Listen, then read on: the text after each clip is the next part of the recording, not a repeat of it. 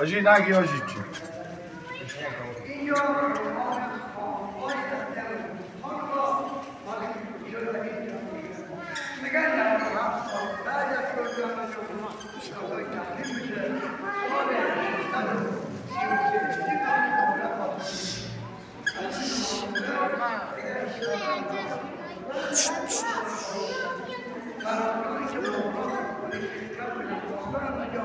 نقاشی دوره مغول دوره ایرانی با رنگ‌های طبیعی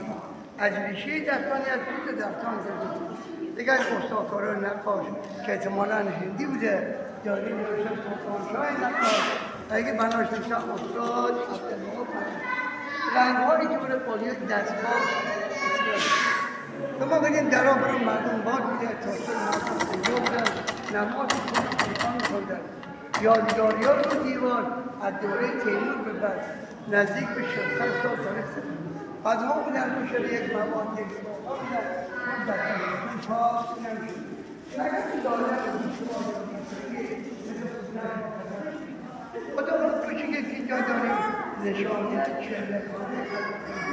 یک نفر در چه شبانده روز خلوت می‌کردن با خدا را بنیاد در این مقام خیلی کم خودم خیلی کم هم حرف می‌زدن از حالت خامی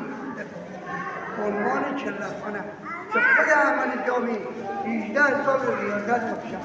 12 سال در دانشگاه کاشمر و 6 سال روستایی گرفتم بده اینجا عنوان خانم جام خب پیدا دیگه بگیم